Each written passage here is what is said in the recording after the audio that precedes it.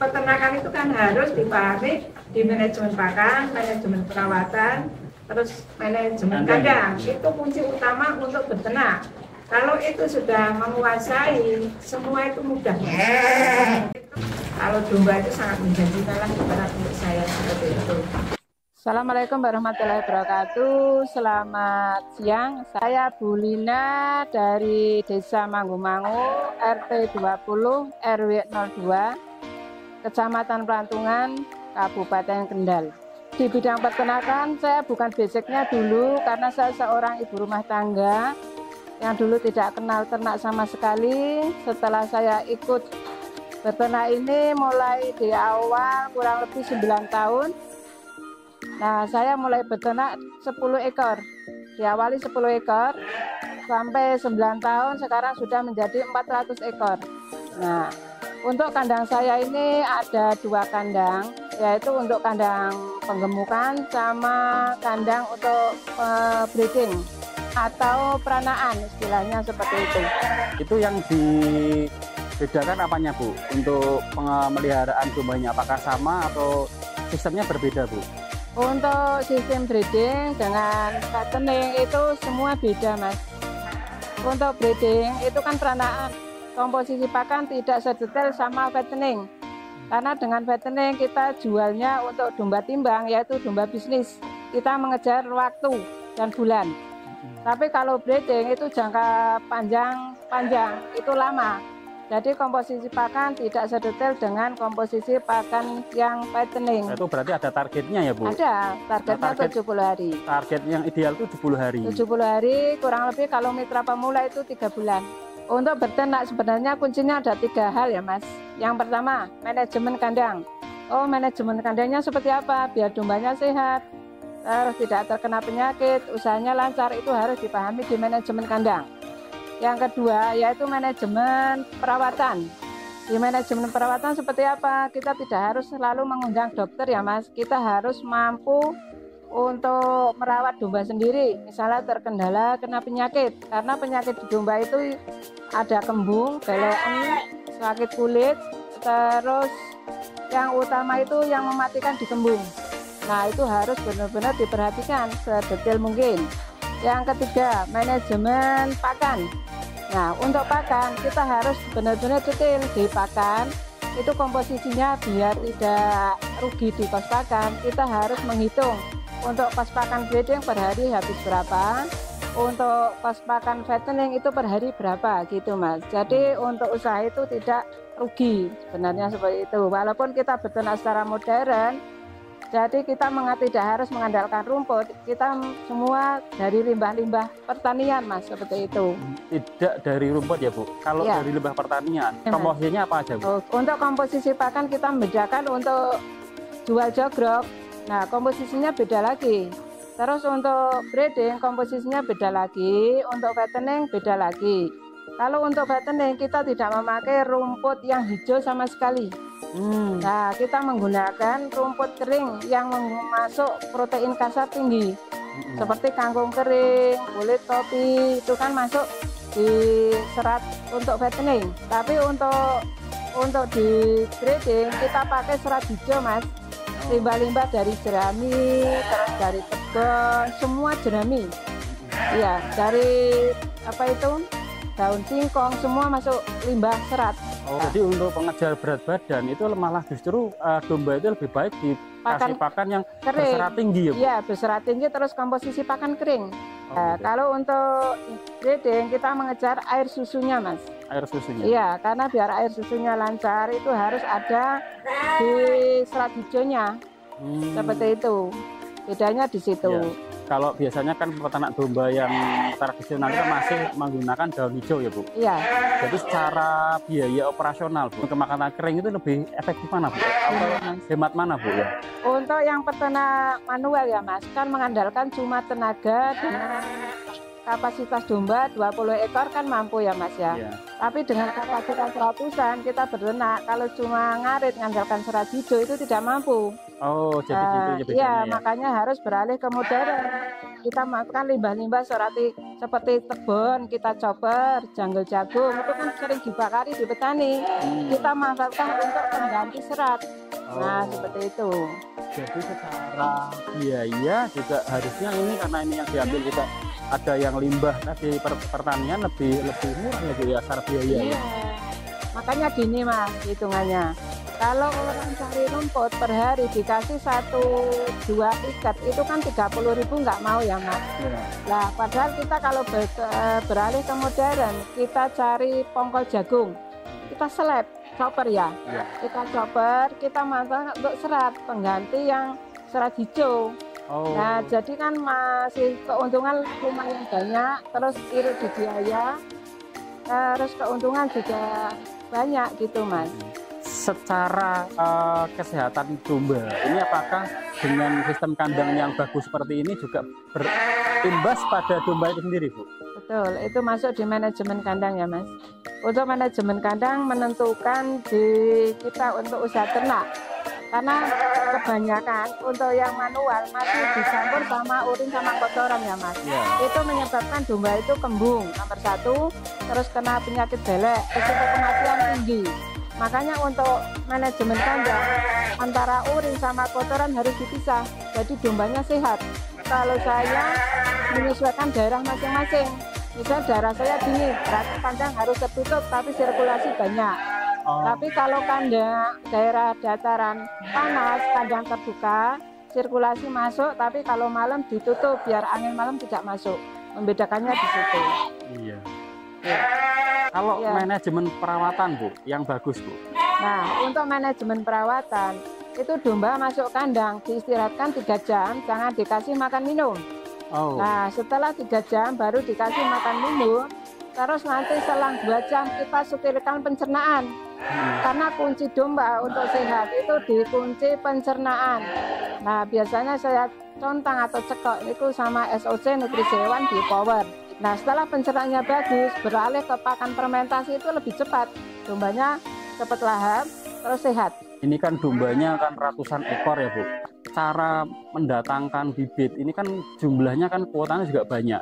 Selama ini yang ditempuh Bulina ini dalam mendatangkan bahan atau bibit untuk penggemukan tuh dari mana aja Bu wilayahnya?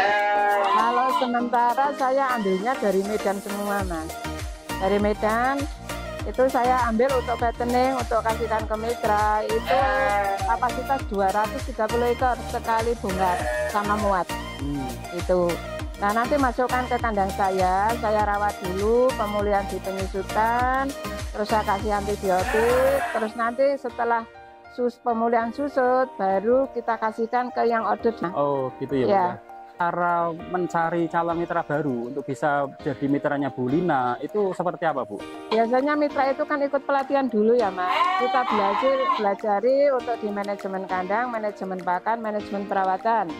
Nah setelah itu paham, bisa saya tak kasih orderkan domba untuk fattening yang 3 bulan kita panen. Nah saya kan suplai untuk pengadaan bibit sama pengambilan panen. Biasanya domba itu kan ada kendala seperti penyakit yang tadi seperti belekan, terus kembung, itu penyakit kulit itu. Untuk mengetahui penyakit seperti itu seperti apa cara menangani Bu? Untuk penyakit kembung itu yang utama mematikan Mas. Kalau 3 hari tidak tertolong domba itu mati. Makanya untuk awal gejala kita harus benar-benar detail melihat domba. Misalnya temannya nggak mau makan, dia menyendiri, itu gejala kembung. Nah kita tangani, kita kasih antibiotik, terus kita kasih obat yang lain, itu cepat tertolong, sehari sorenya sudah mau makan itu. Tapi kalau 2 hari 3 hari kita nggak paham, itu domba itu nggak bisa tertolong sampai 3 hari mati. Seperti itu. Kalau belekan itu gampang Mas, cuma kita banyak obat, misalnya dari Super Tetra, Medosil L itu bisa untuk mengobati penyakit mata. Nah, penyakit kulit itu lebih gampang lagi, kita suntik dengan Intermetin 1 minggu 2 kali sudah sembuh. Nah, makanya untuk berternak kita harus menguasai di manajemen penyakit juga. Karena kita tidak harus selalu mengundang dokter, sekali suntikan paling tidak kan 50.000. Nah, misalnya domba 100, kita mau nyuntik sudah berapa? Gitu. cara manajemen limbah yang bagus itu seperti apa Bu Lina? Nah, sebenarnya untuk lebih bagusnya di kandang itu antara urin sama kotoran harus dipisah, Mas. Karena kotorannya itu tidak selalu menyengat di bau kandang. Makanya tiap hari harus dibersihkan, harus disemprot. Terus untuk kotorannya itu kalau saya pakai prebiotik SOC itu kering kotorannya. Kotorannya kering? Kering. Nah, setelah itu kita giling, kita bawa ke kebun gitu loh, Mas. Ini kan skupnya sudah sampai luar Jawa ya Bu? Iya. Itu cara pemasaran dari Bu Lina yang ditempuh ini bagaimana Bu? Penggemukan itu kebutuhannya luar biasa, Mas. Sebenarnya kita kurang-kurang barang. Nah, ini kemarin permintaan 500 ekor itu untuk dipotong, kita juga stoknya habis.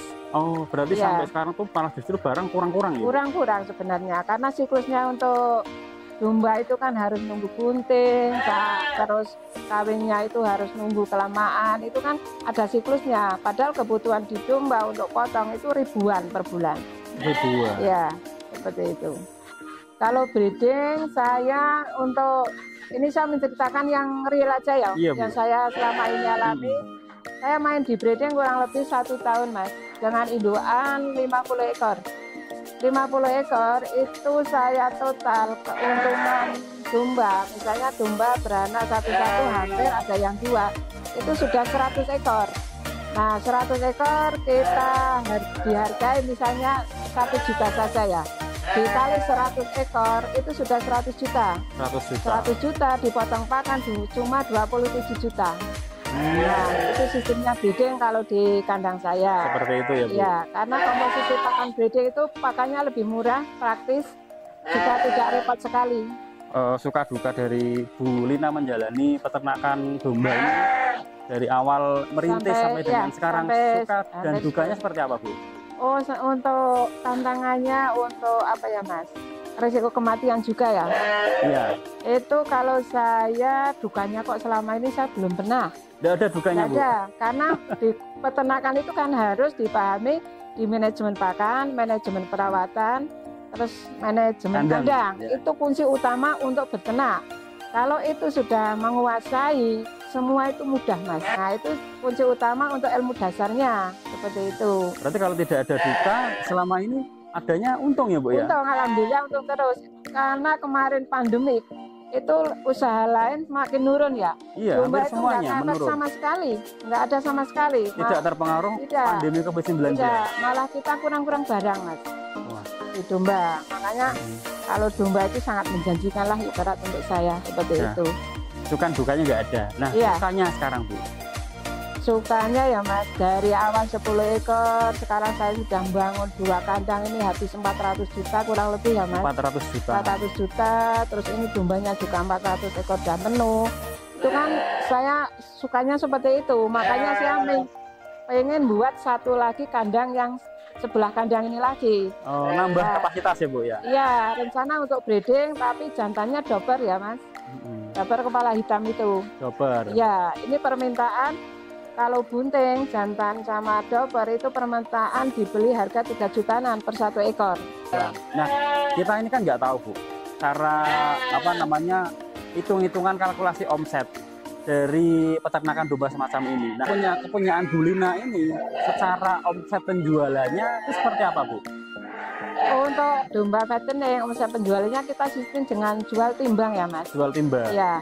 Misalnya kita beli harga 850 untuk fattening ya, itu indukan sempe lah istilahnya. Anakan ya Bu ya? Iya, anakan dengan bobot kisaran 15 kg.